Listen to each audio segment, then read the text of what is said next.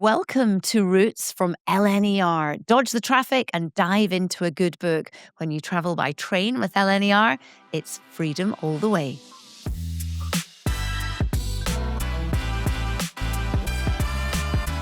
Hello there, welcome to The Quiet Coach on Roots from LNER.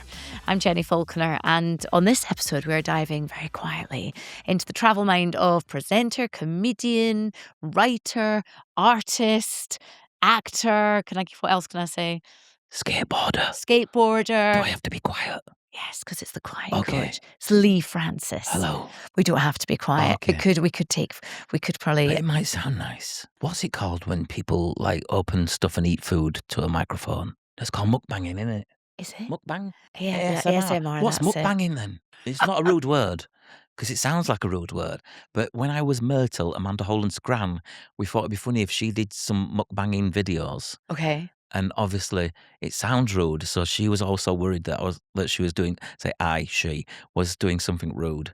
But I think it's called mukbanging. Where are you eating stuff? Oh, is it? Okay. Like the ASMR stuff. Same thing, innit? Okay. Same thing. Well, look, welcome to the Hello. Quiet Coach. We don't have to be quiet, but Okay. if you are on a Quiet Coach right now, Yeah. this minute, then you do have to be quiet. Okay. That is the thing. Should we do it all quiet then? You could do just like have you got like a sexy microphone voice? I don't know if I can ever do anything sexy, but I have a quiet voice. What are you when you're on trains generally? Do you keep it down? Or you try to have like private conversations? Well, you've been on telly a couple of times, haven't you? You know what it's like. Sometimes when you're feeling good about yourself and you're like, I'm going to go for an ego stroll. And you're like, yeah, I want everyone to see me today because I'm feeling a bit down and I want people to come up to me and say, I like you. And it's good for your ego, isn't it? So sometimes I like being recognised, and sometimes when I'm not feeling great, you just pull your hat down a bit and put your scarf over your face and stuff. But if you get recognised, you've got to be nice to people, aren't you? Because you wouldn't be there if it wasn't for them. But the thing is, I think it's hard for you to get by unrecognised because, well, you're such a familiar face, and there's not really much disguising unless you are, like you talked about in the last episode, where you can go full disguise and nobody will Yeah. recognise you. I do then. have civilian clothes, and they're all. I guess What is this? When you're in civilian clothes, what are you wearing? I look more weird in really normal clothes than I do in not normal clothes. I look weird. So I do a thing on Fridays on my Instagram called Fancy Dress Friday. And I think I was putting together a Billy Peltzer costume, Billy from Gremlins, who was Gizmo. And he's dressed quite normally. And my daughter was laughing at me. She was going, look at you, you normal man. Because he's just got a blue jumper on and cords. And I guess normal. But that's you in fancy dress. Yeah, but that's what she said. She went, look, you're in fancy dress, but your own clothes look like a fancy dress. And go like a slur, you normal man. But I do look weird, in what a normal dude would wear, I guess. But it's nice. You have a style, and you should stick with it. I don't know many men that would carry a Monchic shirt off. Monchichi shirt. Yeah, Monchichi shirt off. And ladies' jeans. I was with my daughter when I bought these jeans. She bought them. I like them. I'm going to get some. Oh, nice. It's twinning. They don't look like ladies' jeans, do they? Just look like pinstripe jeans. What, Leigh, when you're in your own time and you're not working and you just got time out, kids are at school, maybe Jill's doing her own thing, what do you do that just chills you out, that grounds you? Mostly make things. I do sewing. I do painting, sculpting. I've built a little studio now in my loft with a green screen where I do a thing called Barely News, and I dress up as a little bear and say naughty things about celebrities, and I've just started doing that. And yeah, I just try not to let the kids hear me upstairs because I might f-bomb sometimes as that little bear because he's naughty. And I do that. I make silly videos. I do exactly what I always done since I was about 12. I read a poster that said, don't grow up, it's a trap. And it is.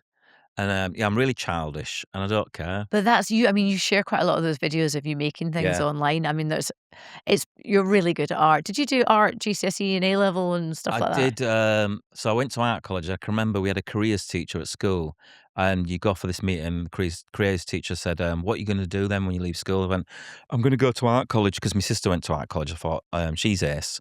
I want to be like her. She became a fashion designer. She doesn't do that now. She tells people how to use patterns, create patterns on the computer. Oh, it's somewhat complicated. But at the peak of her career, I think she was doing stuff for Burberry, and I was very in awe of her. I thought she's amazing. I thought, I want to go to art college. So I said, yeah, I'm going to go to art college. He says, have you got a plan B? I went, no. He says, what if you don't get in?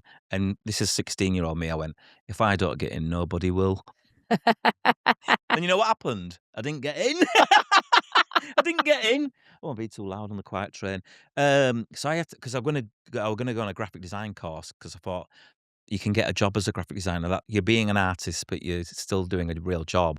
Because there's no point in being an artist and not having a job. It's like being a rock star. It might happen. You might become David Hockney, but you might not. It's a risk in it. So I thought, as a graphic designer, that's a real job. But I didn't get onto that course, so I had to I mean, do I can't imagine the disappointment when you were so sure you were Panic's gonna. like, "What am I gonna do?" You know why? Because I'm dyslexic, so I find it very hard learning things. I only got one GCSE, and that was in art.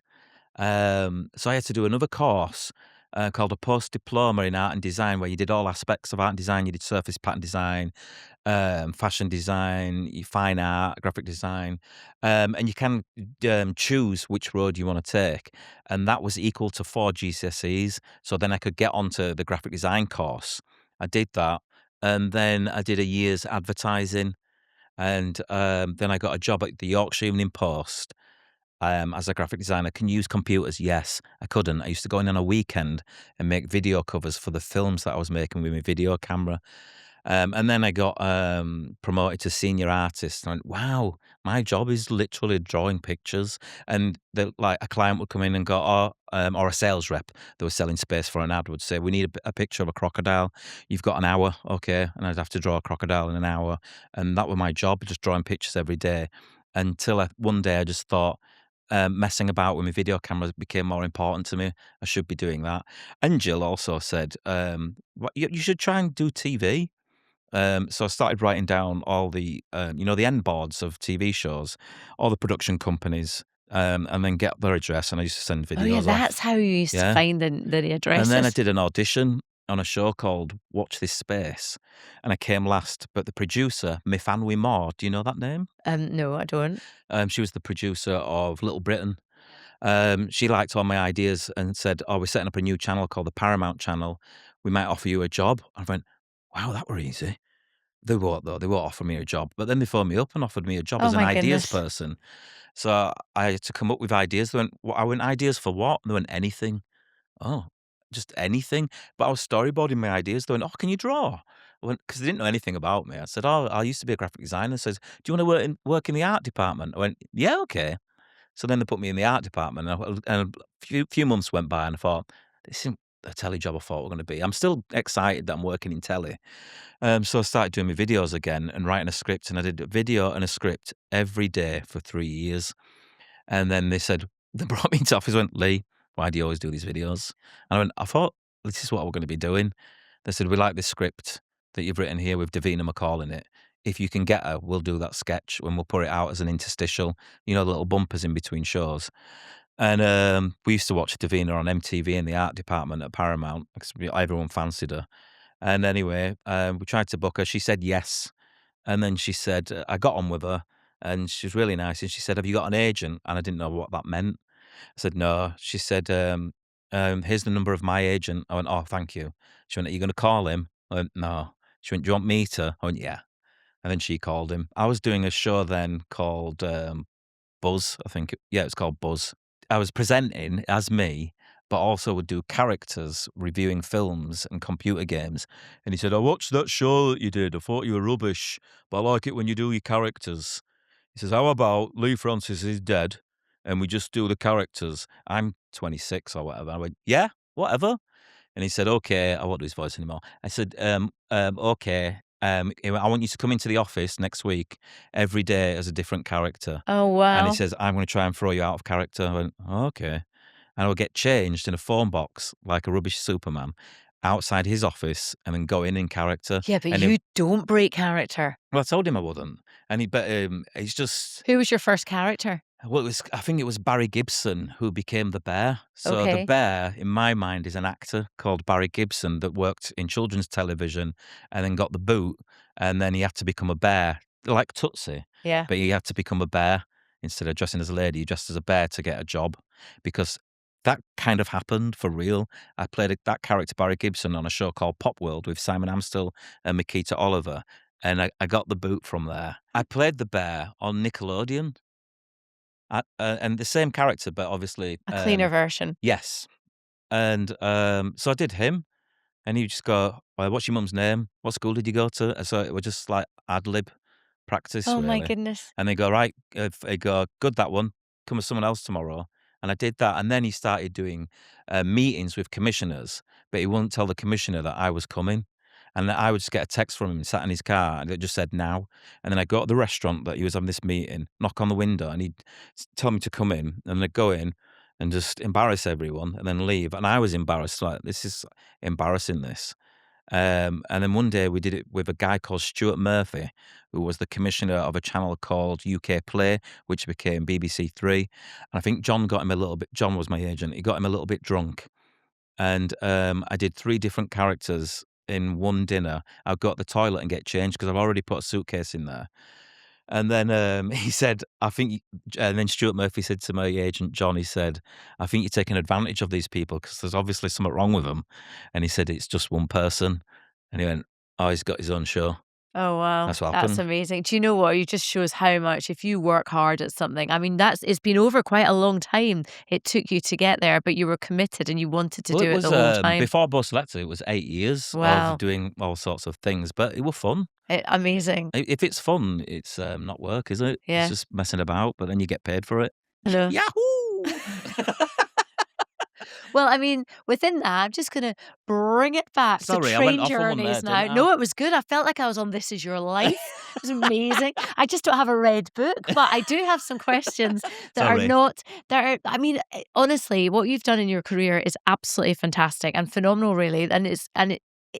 I'm excited to see where you go next as well. Just But going home. no. Well, before you go home, I'd like to know, because in this episode of The Quiet Coach, we discuss your snacks, your tracks, and your hacks. And I feel that you might have some good answers to this. So Right. if you were traveling, what would your snacks be?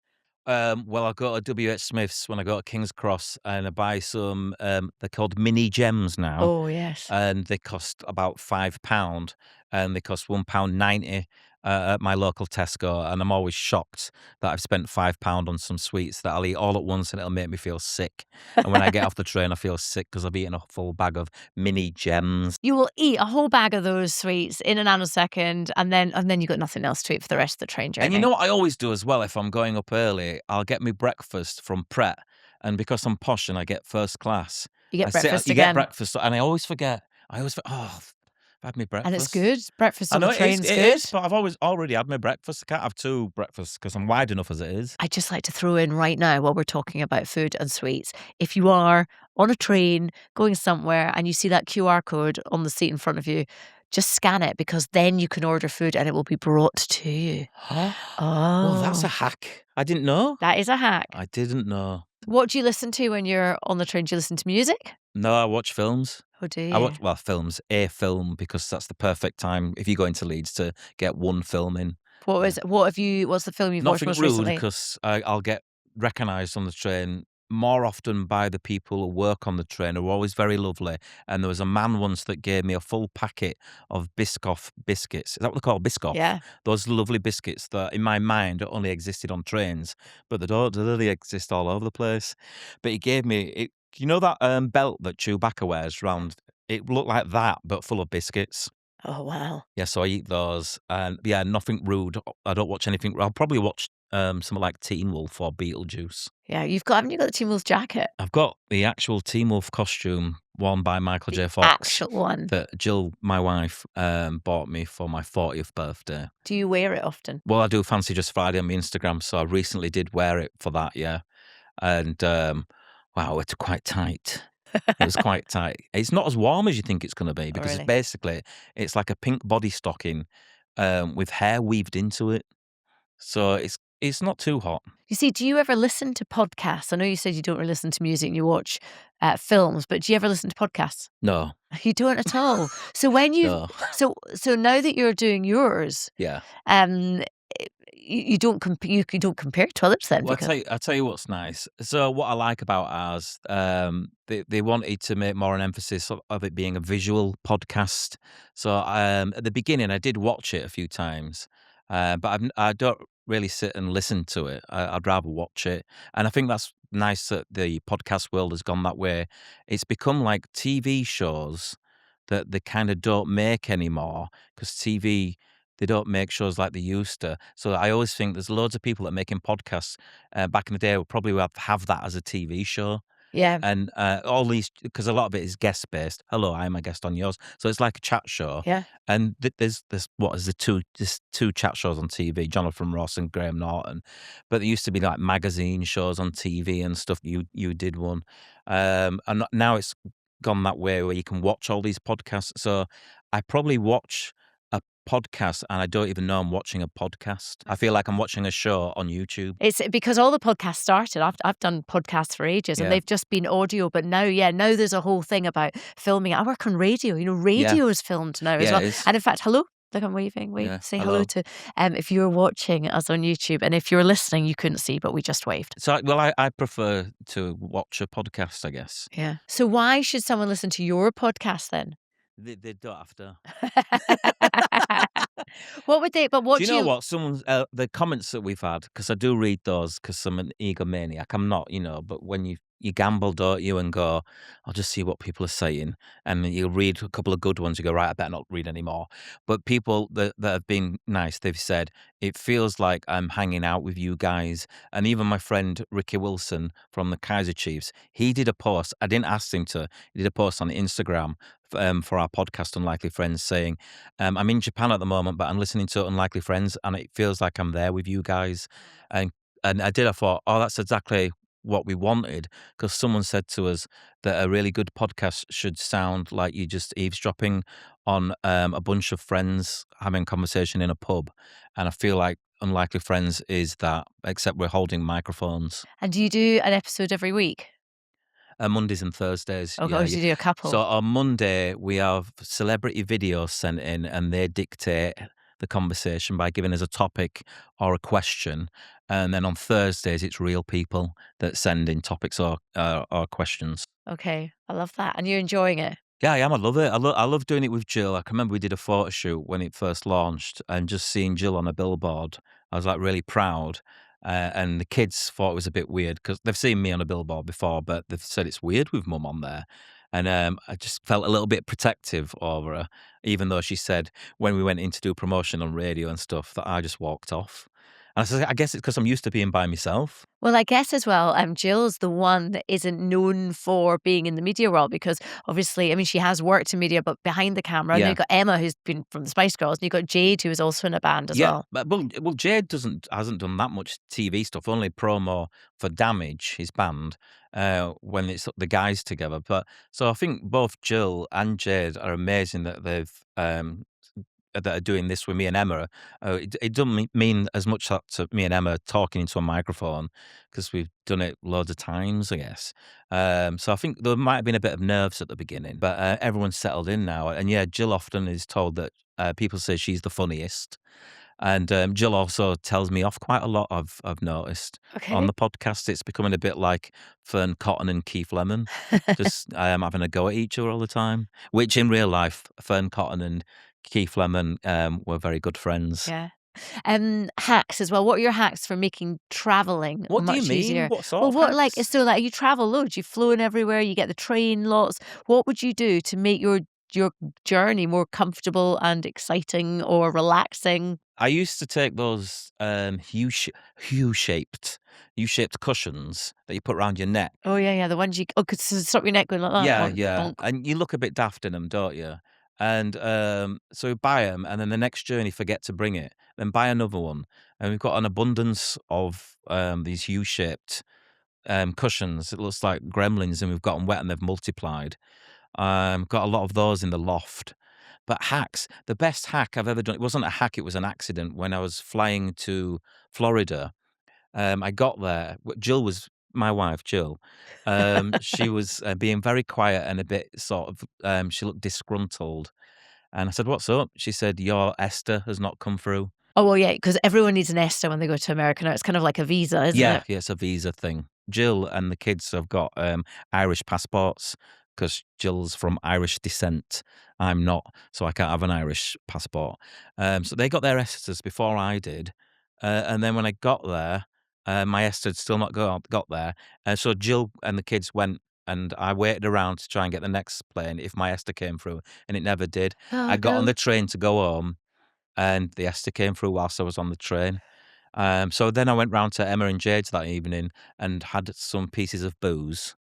And then I went the next morning. But Jill took my bag with her. So getting on a plane with just a backpack was so wonderful. Because normally you got your case, haven't you? But I got stopped at the other side because I guess I look suspect. I've flown from London to Florida, just backpacked this character with a big hat on. Who's he? And they pulled me into a room and asked me loads of questions. Oh, did they? Yeah. But it was lovely not having a bag. So yeah, if you can ever not get your ESTA on time, so your wife takes your bag for you, that's my hack. Oh, yeah. I think that's a Don't get your really... ESTA on time, so your wife can take the luggage in. That is a good long-winded reason to make sure you have No, your it was ESTA. horrible because I don't really bet. travel by myself, only on trains to Leeds. Did you maintain character on that occasion? No, I was just me, panicking me. That would be quite uncomfortable, I think, because they're quite intimidating, those guys. Yeah, the other side. Oh yeah, yeah. The people on the plane were lovely though. Yeah. Thank you so much, Leigh, for joining me on The Quiet Coach today. And you can check out Leigh's new podcast, Unlikely Friends, with his wife, Jill, and besties Emma Bunton and Jade Jones. And by the way, if you like what you heard today, you can rate and review wherever you get your podcasts. And make sure you follow us. We will see you next time on Roots. Backseat the window seat. Reserve your spot with our seat selector. Visit lner.co.uk/reserve a seat. Roots from LNER is a Distorted production.